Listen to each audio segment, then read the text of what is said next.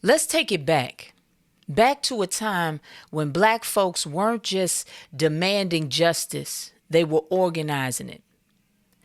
When the Black Panther Party, in the heart of Oakland and across the country, boldly declared that liberation could only come through community control. That's right. Community control over our schools, our housing, our safety, our food, and our futures. And I wholeheartedly believe in the same thing, and that is what I'm fighting for with the Black Revolutionary Collective. Come on, give the power to the people. Give the power to the people. Yeah, yeah. Give the power to the people. Give the power to the people. Yeah, yeah. By any means necessary. Welcome back to the Black Revolutionary Collective podcast. I'm your host, Melody Angel. The Black Panther Party knew that slogans alone wouldn't save us. So the Panthers started breakfast programs to feed our babies, clinics to heal our people, and patrols to monitor the police who terrorized our blocks. But more than programs, they had a vision, a blueprint for Black self-determination rooted in love and power, by the people, for the people. They believed that no outsider, no state official, and no capitalist machine could ever truly work in our best interest. So they moved to put power directly in the hands of the community. But the state saw the vision and crushed it with efforts like COINTELPRO, surveillance, arrests, assassinations, and lies. They labeled our protectors as threats and turned community builders into fugitives.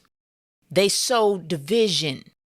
They flooded our streets with drugs and guns. They tried to burn the blueprint, erase it from memory and textbooks. But what if we picked it back up? What if right now we resurrected that vision, not with nostalgia, but with strategy and implementation? What if community control wasn't just a chapter in a history book, but our next step forward? We got to be real with ourselves. Swinging between the extremes of capitalism and socialism hasn't freed us. Capitalism exploits us, and socialism is good in theory, but has yet to do anything for us in real practice.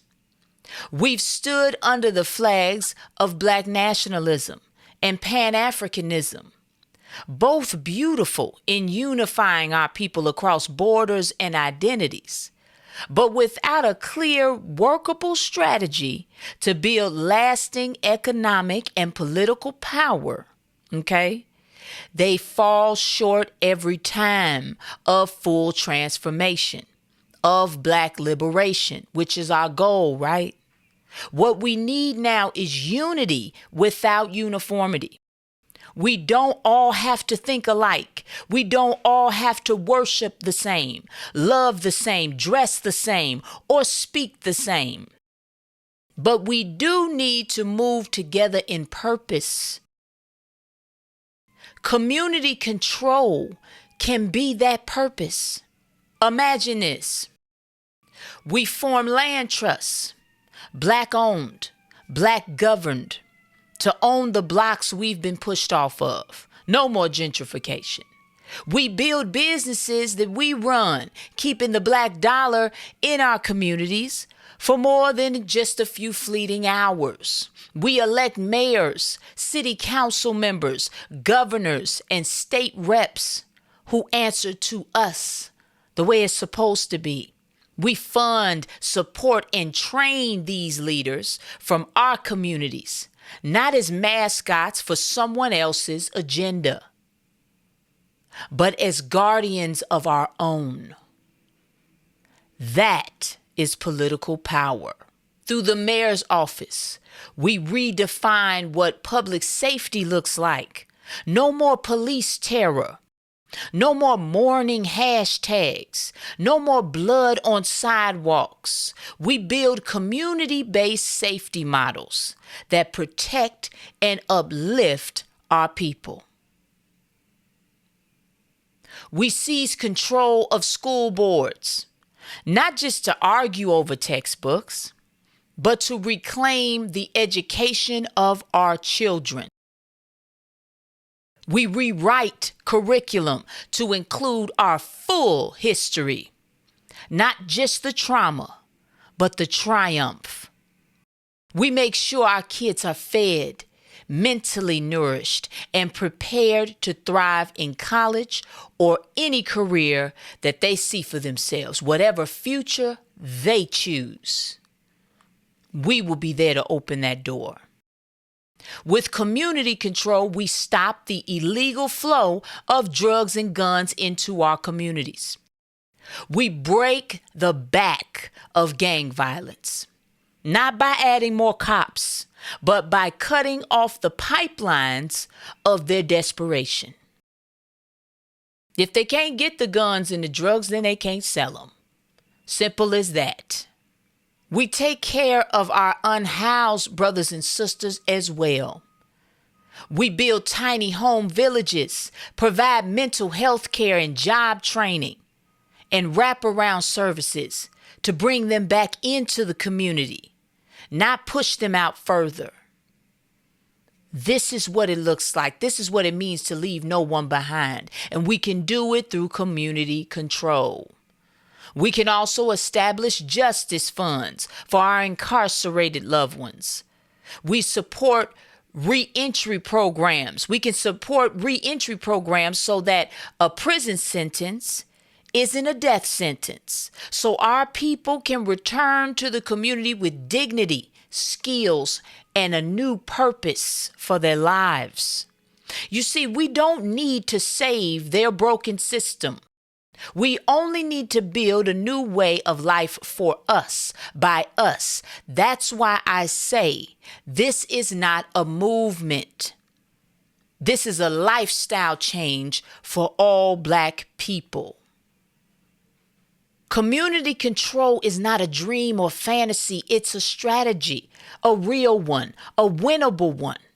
It doesn't require America to change. It requires us to unite. That's it. So we don't have to reform the whole world in order to be free. We just have to reclaim our piece of it and shape it in our image. I'm not interested in building our own corrupt version of capitalism, communism, or socialism, or any other ism. Because through my research of our history, of all history, they are all too extreme to work for us. It's too easy to end up with the same unfair policies we're dealing with right now. Instead of all that, I believe Black folks should just be trying to attain community control.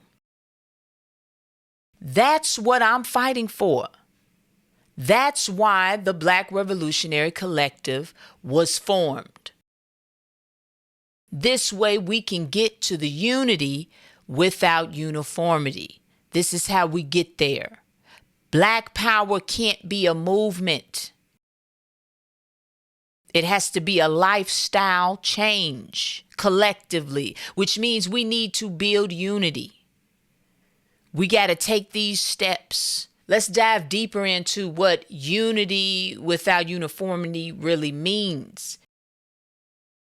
It's a guiding principle that will only strengthen our community by valuing diverse voices, strategies, and visions, unified in a shared mission of our Black liberation. That's it. And do you know what comes after that? After liberation? Peace. Finally, peace for our people.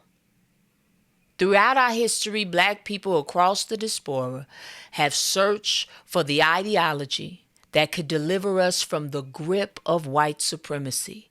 systemic racism, systemic violence, and generational exploitation. We tried Black nationalism. Black nationalism emerged from a place of rightful anger and immense pride. It told us to be self-sufficient, to love our own, to reject assimilation into white society. Leaders like Marcus Garvey, Malcolm X, Amari Baraka carried the torch of self-determination, Black institutions, Black businesses, and Black protection. But nationalism, Black nationalism, without control over real infrastructure, land, policing, education, resources, this left the movement vulnerable. It had nothing to stand on. The state then infiltrated, sabotaged, and criminalized national groups. And without true economic and political control, pride could not protect us. We tried Pan-Africanism. Pan-Africanism called on us to connect with our brothers and sisters across the globe, which is great. I believe in that too. To see ourselves not as scattered minorities, but as one great African people. Thinkers like W.E.B. Du Bois, Kwame Ture, they envisioned global solidarity against colonialism and racism. But Pan-Africanism failed to build real, sustainable bridges of power between Black communities worldwide. Because of corruption, neocolonialism, the Cold War interference, and lack of coordination, that left many Pan-African visions idealistic but unrealized. It unified our spirits but not systems. Then there's socialism. Socialism offered another alternative: economic equality, workers' rights, redistribution of wealth, which all sounds good. Leaders like Fred Hampton and Angela Davis saw potential in socialism's collective vision. But in reality, in mainstream socialist movements, Black people were still often ignored and treated as secondary. Black socialists faced the same white leadership, white institutions, and white frameworks, just under different banners. And attempts to build radical socialist movements were ruthlessly crushed by COINTELPRO, FBI's illegal group of, assassins. Socialism gave us theory, but not power. Solidarity, but not sovereignty. And we need to be honest about that. And then there's capitalism. When we were forced to operate under capitalism, Black people in America were told, just work harder, get an education, play the game. But capitalism was never built for us. It was built on us. Even when Black entrepreneurs succeeded, they were often crushed by state-sanctioned violence, like in Tulsa in 1921, or frozen out of opportunities to get capital. And in a system based on competition and profit, the community will always lose to corporations every time. Under capitalism, Black neighborhoods are gentrified. Black labor is underpaid. Black pain becomes profit, and yet we remain trapped in cycles of poverty, incarceration, and state neglect. So the question must be asked, what really leads to Black liberation? And more importantly, who gets to decide? If nationalism couldn't protect us, if Pan-Africanism couldn't organize us, if capitalism couldn't value us, if socialism couldn't prioritize us, then what can? I believe the answer lies in community control. I'll keep saying it.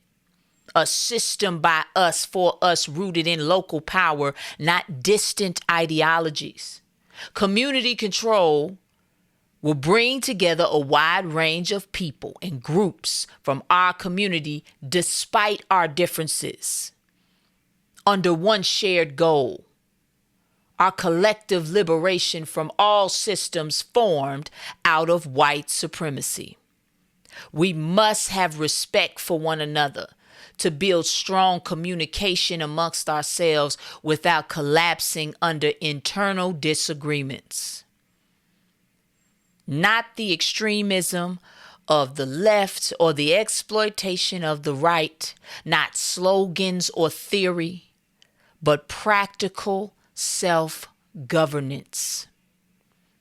We control the schools our children attend.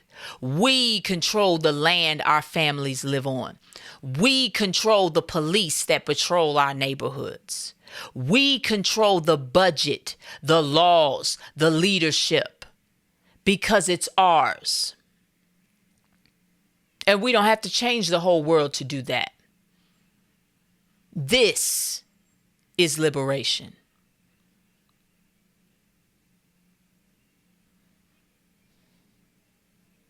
Community control means we get to decide our destinies, which was the whole point of the civil rights movement. Our land, our businesses, our health care, our safety. It's about democratic self-determination, not dependency on government programs that can be stripped away at a moment's notice. This is not about rejecting all ideas from the left or the right. It's about building a path that serves our people first, from the ground up. We take what works and leave what doesn't, and keep our eyes on one thing: power for the Black community as a whole, not just symbolic progress or individual success.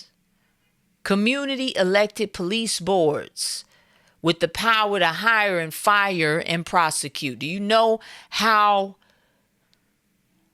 unbelievably powerful that is?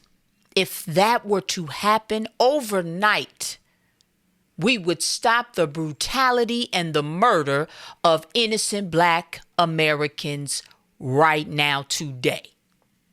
Community control would give us that. Collective land trusts that keep property in Black hands, not in the hands of developers. We could have co-op grocery stores, banks, schools, credit unions where profits stay in the neighborhood, circulating that Black dollar, economic power for all our people. Neighborhood councils with power over zoning, education, and housing. These are not things that are impossible. They are not fantasy.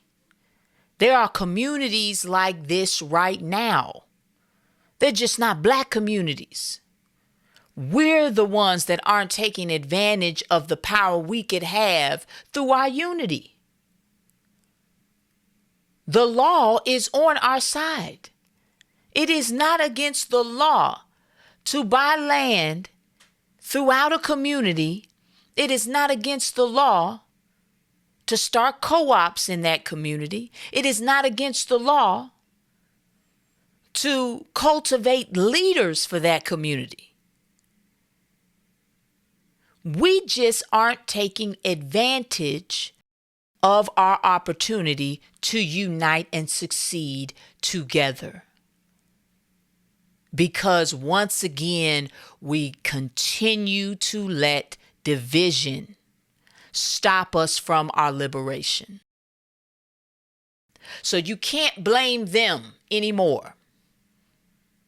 I can tell you all of the things that non-black people have done to black people throughout the history to get us here to this place. However, we are in control of when we get out. So it is the same as being imprisoned. You in a prison. And I'm in prison with you. Now we can get out of prison because I got this key under my pillow for this back door. But the only way for us to get out of the prison with this key to the back door is if we both put our hands on the key and turn it at the same time and walk out at the same time. That's it. That's what we need to do right now. And instead, we're still sitting in prison because we refuse to work together. Because we believe their lie when they said it could only be one of us. Only one of us can walk out. That's a lie. And then they said, well, if you walk out, you'll only be dependent on each other, and that is not enough. Another lie. How long are we going to accept their lies? We have to start trusting each other. And you can't build that trust overnight. And you can't build that trust without talking. We need to start having these conversations in person. We need to get everything out in the open and discuss these things properly. We need to build community by doing things together, not just for this work, but just positive moments where we can get together. I love seeing those trail rides on TikTok with all the black people get together and they're doing the line dancing and they're riding horses and they're just in community with each other, and it's beautiful. We need more of that. We need to trust each other again. We need to see each other for who we really are and not the smoke screen that they built up to make us believe that we're supposed to be enemies or that we're supposed to be in competition with each other. We are not. You are not my competition. You are my brother. You are not my competition. You are my sister. I want for you what I want for myself. That is the mentality all black people should have. Instead of looking for ways to disrespect one another, looking for ways to be on this side or that side. A lot of people ask me about how I end my videos. I always end my videos with, I love you, black man. I love you, black woman. And they say, well, with everything going on with black men versus black women, how can you honestly say that line? Because I know who we are. I love you, black man, because I know what a black man is. My grandfather is a black man, the best man I ever knew, the best man I've ever known was a black man. The best woman I've ever known was a black woman. So when I say I love you, I mean it because I know who I am and I know who you are. And I know even for the group of us that hate themselves, I know what they could be if they knew what we knew. And I'm a willing participant in this effort to educate not only you, but those of us who are lost. if you have no empathy for your brothers and sisters that are lost, we can't turn that key. We can't get out of prison. Because we have to get out together. There is no way around that. So anybody out there talking about, well, if they don't get it, just forget about them and move on. This is incorrect. This is the trap. If you're not interested in educating your people, then you're not really interested in Black liberation.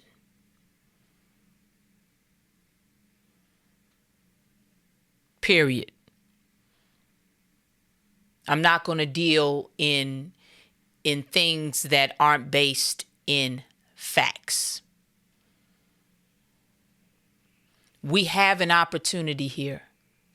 It's up to us. Yes, this is very hard work. But is it worth it? That's the only question you have to answer for yourself. And if the answer is yes, then you need to stop procrastinating and get involved in your community. Great segue. Join the Black Revolutionary Collective.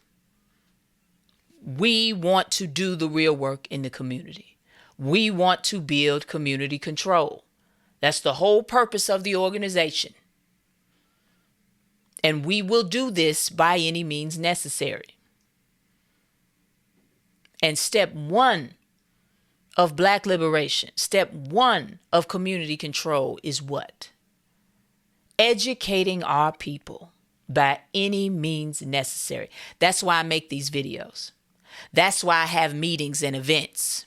That's why we're building chapters in every city across the globe where there are Black people. Because we need to get back in rooms with each other in person, educating one another, discussing future plans. How will we govern ourselves? How will we unify? What do we stand for? How can we be a help to our community? How can we become a consistent resource for our community? And if you can't make time to do this work in your community, then you need to shut it all down with the complaints about your community. I see a lot of people, I see and hear a lot of complaints from Black people about Black people. And yet you are doing absolutely nothing in your community to turn the tide, to make things better. A lot of Black folks, adults, are out here talking all kinds of trash about the youth, the Black youth right now. But when I ask those same people, well, do you do any mentoring, coaching? Do you volunteer at all for after school programs or anything like that? And it's crickets, right? Stop complaining about these kids and you're doing absolutely nothing to be a positive force in their life, which is what they need to be better. That support from us is what they actually need to turn their lives around. But you're too busy to give it. But you're not too busy to complain about them.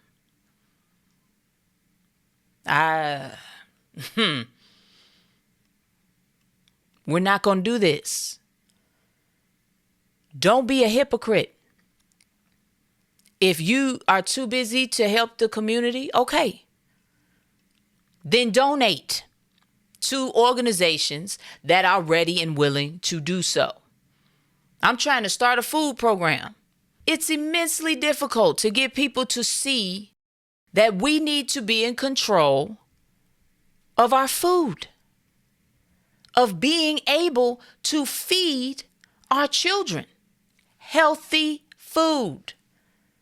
So the BRC started a healthy lunch program. Regardless if the funding at a particular school is there or not there or whatever, we need to control and be consistent for feeding our youth ourselves.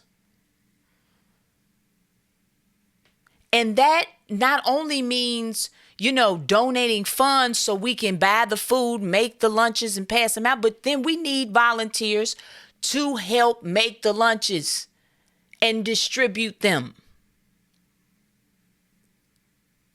And when you start asking people for actual help in real life to make these sandwiches, all of a sudden the number of people that are willing to help gets smaller and smaller. This is the mentality that we have to break in the Black community. We're talking way too much. Social media got so many people out here talking a good game, but doing nothing in reality. We have a lot of online activists. That's what I call them. But where are you in real life? Let's be real with each other. Have a real conversation about this. We are not doing well as a community. That's the reality.